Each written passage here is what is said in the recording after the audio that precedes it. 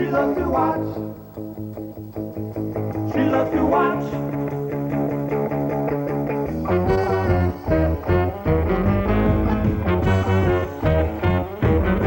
As the house stays havoc, little girl's heart. She watching Mr. Silverberg because of closing the dark. Who was a sparkle fun? Who exercise? Hi. This is Art Fein coming to you from Hollywood on a beautiful day with some real groovy guests on Art Fein's Poker Party. Bookending with me, the two fine guests, is a regular guy, Todd Everett. Todd, welcome to the show. Just feeling like a regular guy today, but we've got some extraordinary guests. I know. And let's not palaver with you at all and go right over to Barry Goldberg. Barry, welcome to the show, man. Thanks, man. Let me shake your paw. It's good to see you. You brought a cigar. That was a very good thought.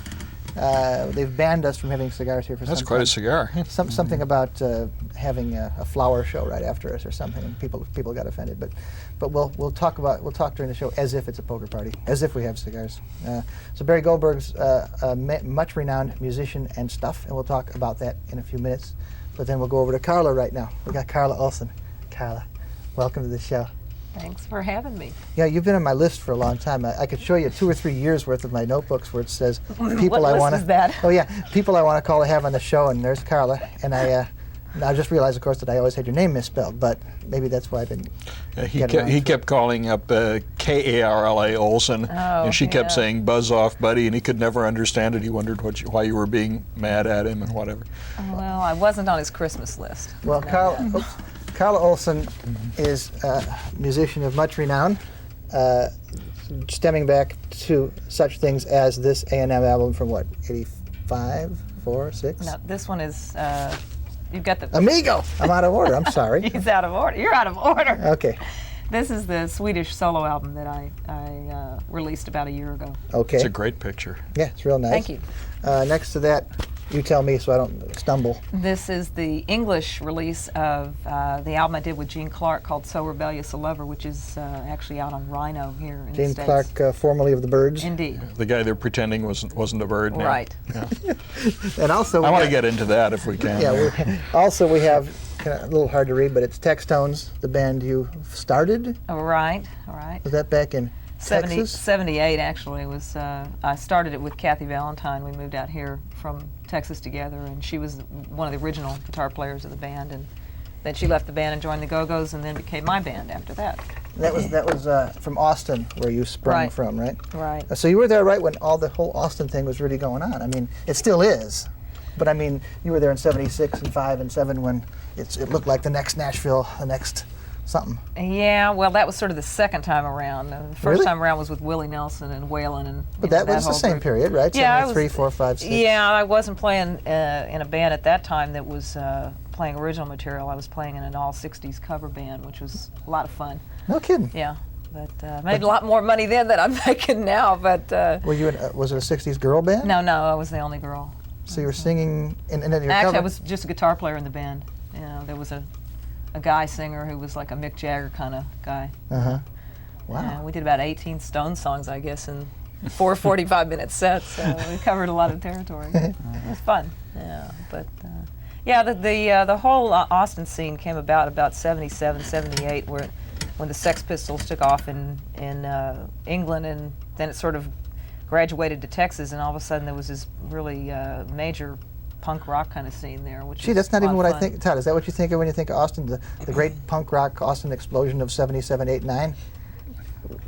Well, they kept that pretty much to themselves, I think. I don't know that, because I don't know that. When I think of Austin, I Did think Michael of Waylon. Murphy start that one too? Unfortunately, no. Michael didn't get in on that. He was That's busy. Michael Martin He was Murphy, actually yeah. busy up in Colorado trying to be cool, and Boy, this is stay out very of the way. inside stuff. Barry, are you following this? Absolutely. Okay. Well, let's talk about Barry for a minute. Barry comes from a less hip place. That's Chicago. I say that because I'm from Chicago. This is funny. They meant to put your name in I think in a thing I worked on in '87. I worked on a TV show called Tour of Duty, Vietnam era show, and I remember watching the pilot, and it said there's a guy who's got a harmonica and he sits around and plays the blues, and he says, "Yeah, man, I'm from Chicago. I was friends with Al Cooper there." Oh, I said, huh? Because they didn't consult me on the script. I was just... I was from New Yeah. York. Yeah, right.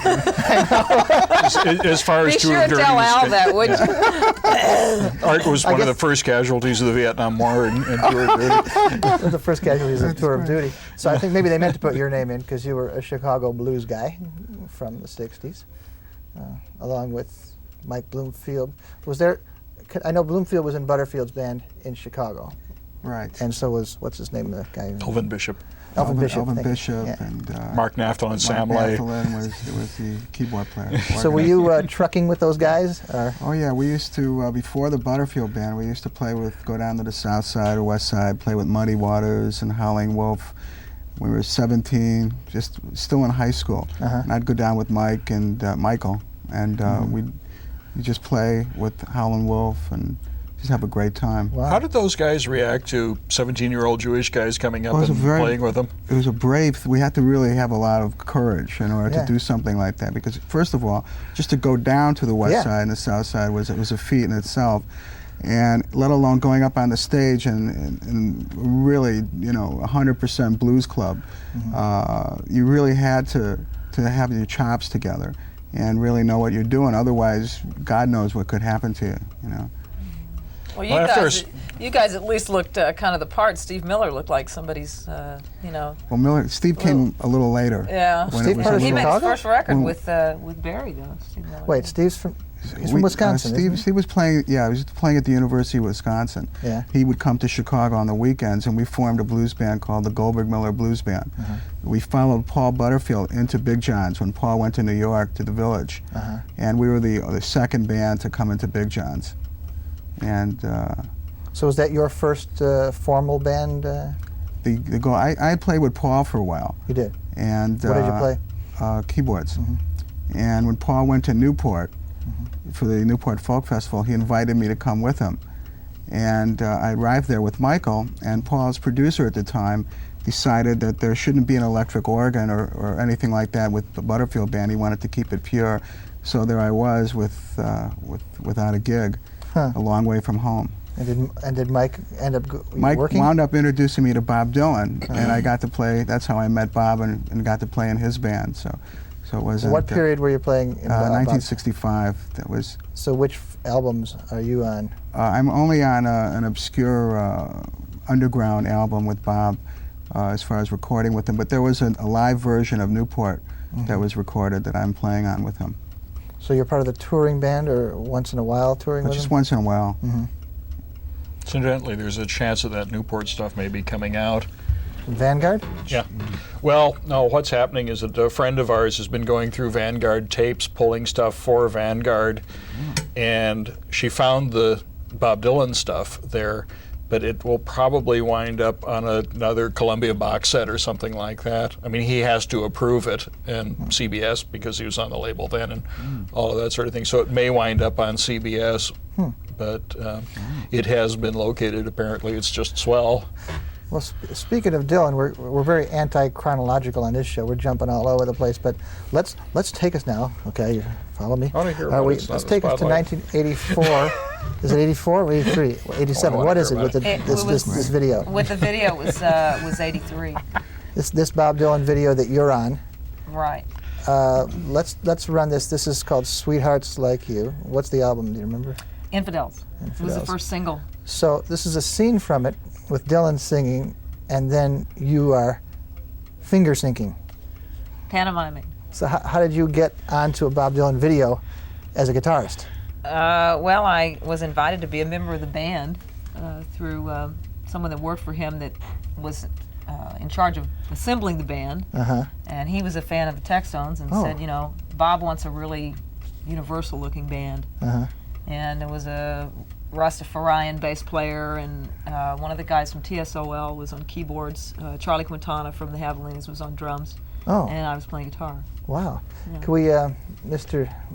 Director, can we take a look at the scene from Sweethearts Like You?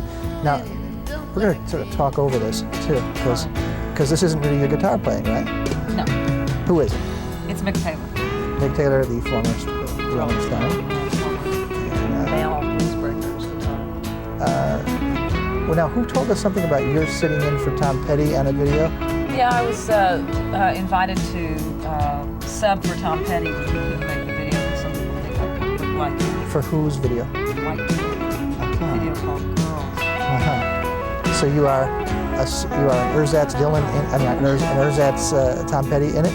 Yes, I am. It was supposed to be kind of fun. All right, so, okay, we're going back to Bob now. We don't care about Bob, we care about you. Oh, so great. thank you. Yep, that's enough, director. Enough of that video. We've seen Carla.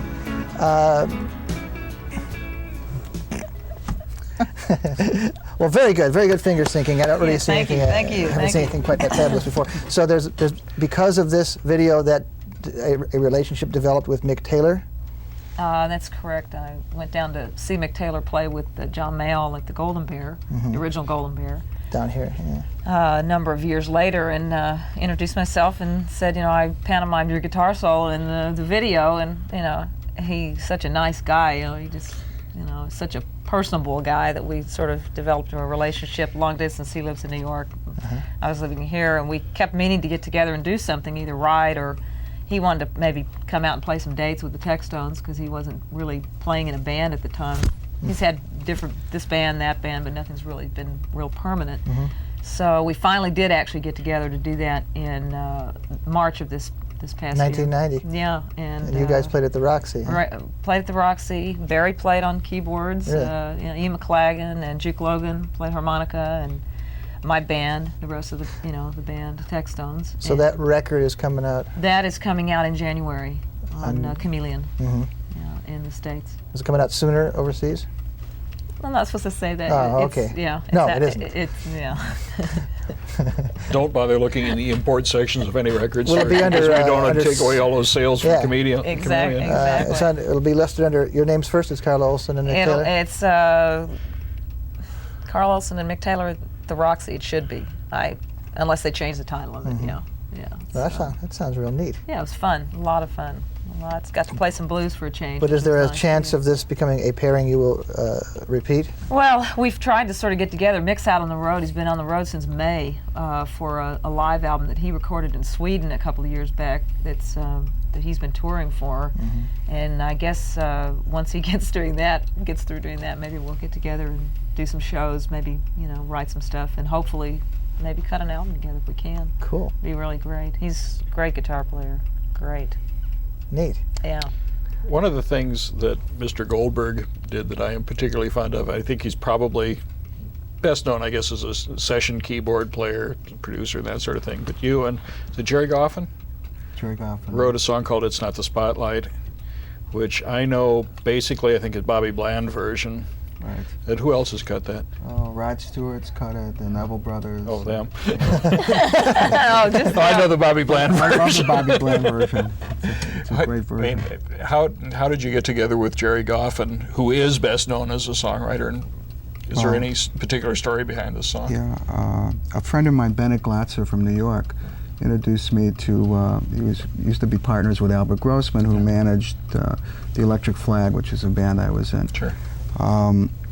Introduced me to Jerry in New York City in 1973, and I was always an admirer of his, and I considered like an honor just that he would consider writing with me. Yeah.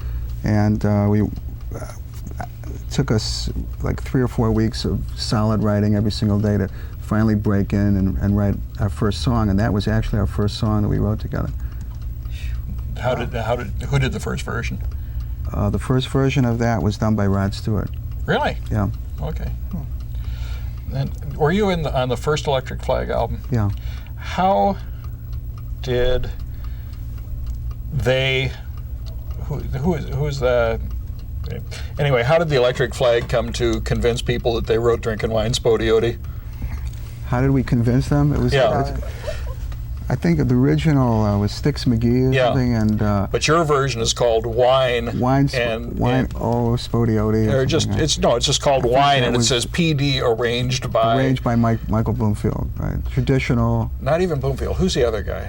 Nick Gravenitis. Nick Gravenitis. I think that was one of Nick's favorite songs, and he just favorite enough he claims he wrote it. Like you adopt a son, he adopted that. It's like. This is sort of like He Led sang it so Zeppelin good loved. that he deserved I'm confused to, so right. much they say they wrote it.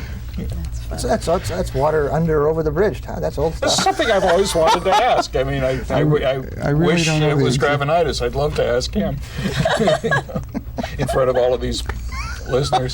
So actually, the Electric Flag was Great the version. biggest aggregation you were with, the biggest selling band that you were a main part of, right? Electric Flag. Yes, that was actually the first band that, for a while, was commercially successful. That first album is out. CBS has re-released the Electric Flag, the first and best album, as a CD with a couple of extra cuts on it and that sort of thing. It's highly recommended. It's just a wonderful record, no matter who wrote it. No, it's a great version of Drinking Wine Spodioti, too. So what else? Then, of course, I remember there was something called Two Jews Blues. What was that? That was a blues album that I wanted to record with Michael Bloomfield. And we couldn't really get the rights to use his name on it. So he was with CBS and I was with Buddha. And for some reason, CBS wouldn't give their permission. For some reason. For some reason. Yeah, so it was- when does CBS give permission to do anything? Exactly. So it was just Barry Goldberg and, you know. really? Yeah. And it probably cost me a lot of sales on that one, you know, just. Because a lot of couldn't people even thought it was use- Al Cooper. Well, actually, we haven't been up to date on what you're doing right now. We haven't discussed that. I'm doing a lot of film work. I'm underscoring movies and writing title songs for movies, and I actually got to produce Bob Dylan in a movie a few months ago called Flashback with Dennis Hopper. We did a version of People Get Ready, and also been Which working wound with, up on one of his albums. pardon me? It wound up on one of his albums, didn't it? Yeah. Yeah. And I've got also worked with Ivan Neville for another movie that's coming out called Captain America. And he did the main title song. I got to produce that one. And recently I'm working on a new Zalman King movie called Blue Movie Blue. And You have very- TV credits too, don't you? yeah, I've been doing TV shows. I did a couple episodes of Murphy Brown. I didn't know. I mean, episodes of Murphy Brown are individually scored by different people. I did the pilot and the first episode. And then I got an offer to do a feature and went on to do the feature. I see. So this is how long have you been doing this? This is a pretty good. About 4 years. How'd you get into it? Basically, This is another good story.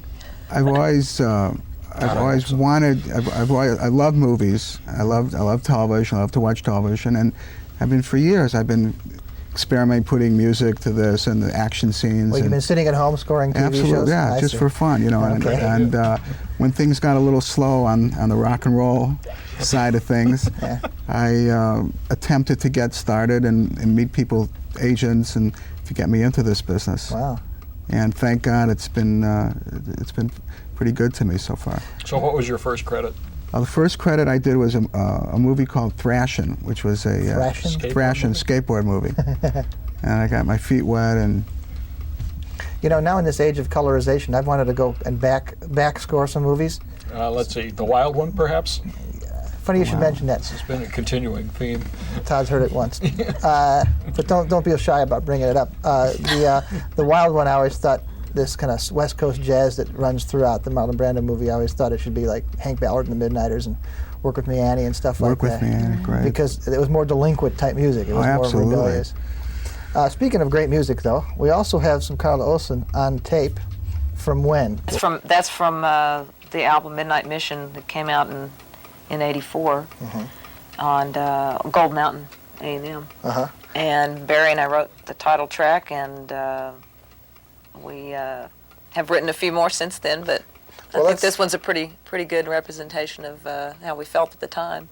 Well, this is a little blast from the past. Let's take a look at a couple minutes of Midnight Mission, Carla Olson, 1984, huh? Okay. Time flies.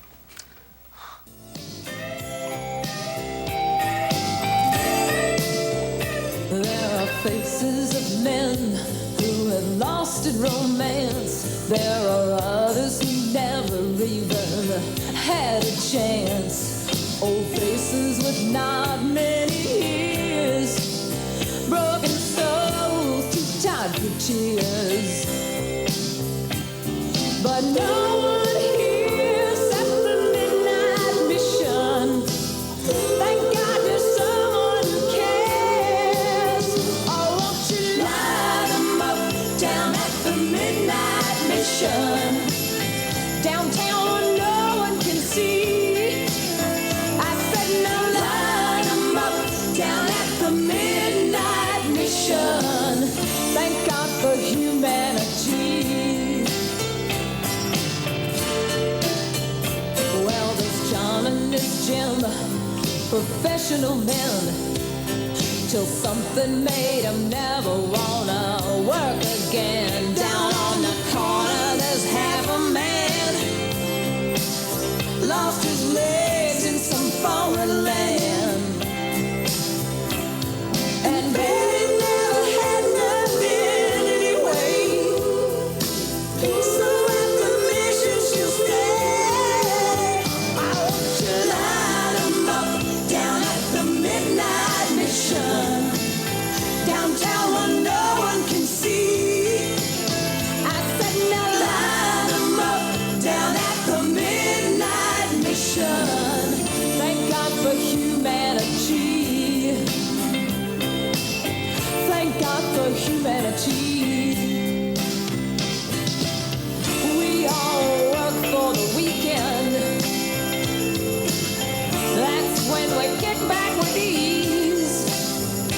But you're sending all our children off to corporate wars when we can't even feed our own family. Yeah.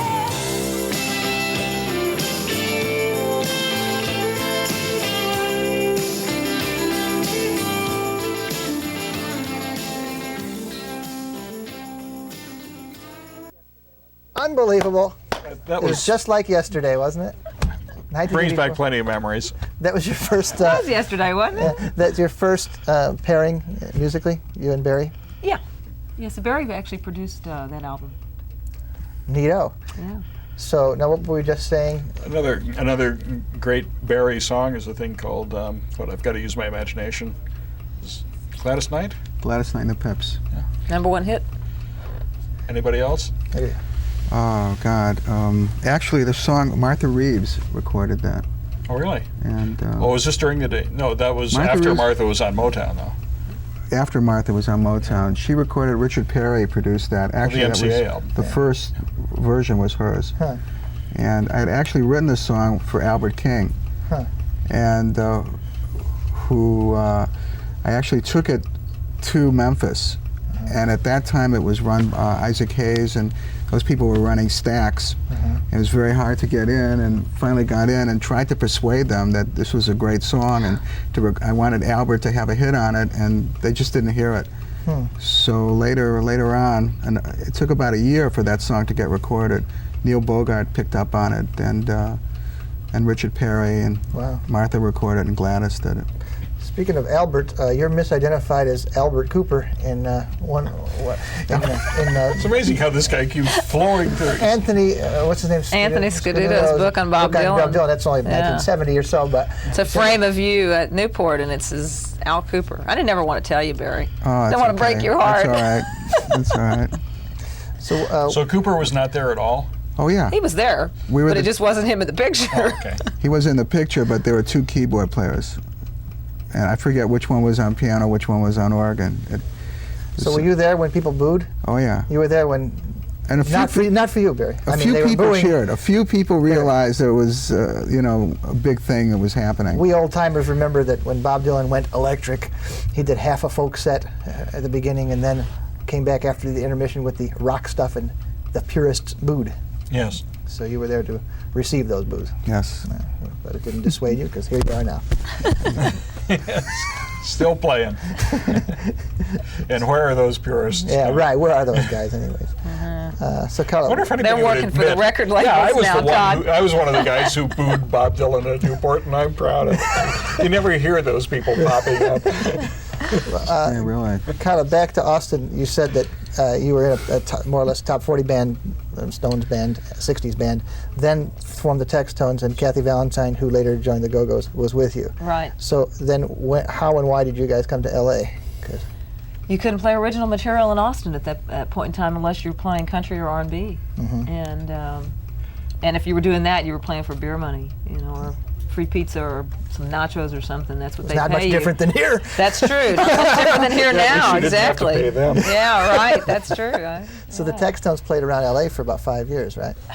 No, longer than that, Art. Sorry. I saw you out at Sasha's, I know. We officially disbanded last year, so it would have been 10 years. And how So did there you, is no Textones now? Not at this point, no. now how did you acquire Phil Seymour on drums back in, when, 83 or something? That was in, actually, he cut the original demos for the album Midnight Mission and became part of the band after that. It just was one of those things. He was had just gotten out of a deal with Bogart, with Neil Bogart's label, Boardwalk. Boardwalk, yeah. And he had a top 20 hit, and you know, then the second album, Sophomore, you know, Crisis, and the whole thing, and basically was without a deal. And I needed a drummer, and he's a great drummer, and he sings great. So I needed somebody that could sing too, that could sing backgrounds, and so he just became part of the band, and we stayed together for quite a few years, and then he left the band. I got another drummer from Tulsa, so you know those Okies, they stay in the band with me. You know, he's still playing drums for me now, so you know, Rick Himmert is playing with me, and I still have all the Textones in the band. It's just the Textones aren't called the Textones anymore. Oh, I see. Yeah. Is that in hopes of fooling somebody into thinking? that No, actually, my bass player moved back to England, Joe Reed, and I got another bass player from Texas. I used to play in a band with Kathy Valentine with. His name's Jesse Sublett, famous famous author. Exactly. Rock Author of Critic the Rock Murders. Critic Murders. Tough Baby, exactly. And he's been playing bass with me now for a couple of years, and but the rest of the Textones, Tom Morgan, George Callan, still the same. So So we Why can't did you fool change the anybody, name? Todd. Yeah, why'd you change the name? It just was not the same music anymore. I mean, I was starting to go into an R&B thing, which I've always wanted to do, and Jesse's a real good R&B bass player, so we just sort of decided at this point it was time to bag it. So Nobody got it anyway. So, He wrote this book. you know. Jesse wrote this book called The Rock Critic Murders in hopes, I think, that every musician in the country would buy one. And then it turns out that rock critics being murdered has very, very, very, very little to do with anything. I mean, it's a good book. It's an interesting book and about the music business, but doesn't really live up to its title. Yeah, it's a series. It's going to be, you know, Oh, the really? Martin Good. Fender series. Yeah, Martin Fender, detective. Martin Fender, I The get it. level of subtlety Well, it's written guitars, on, but guitar makers yeah, is what you're saying. yeah. Musicians, funny guys. So, being as how you had a record, we're just about over, by the way. So good night, and I'll keep talking. You had a record out in Sweden last year. So have you been touring in Scandinavia at all? Not this past year. I've been over a 3 times and hope to go again in February and March. Like 91? That's neat. I'm going to make a new album with Gene Clark, so I'm going to be going over for that. Gene Clark, did you want to ask Clark, a question? the Go guy on who on isn't that. a bird anymore. Oh, She loves to watch Yeah, I guess so.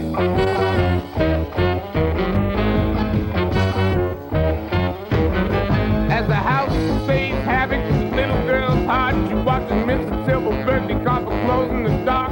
Her other sparkles fun, her exercise. She looks through the window in the other girl's eyes. She loves to watch. She sometimes make herself known. She loves to watch. Yeah. Well, it really turns her on. She loves to watch. Well, it's more than fun. Just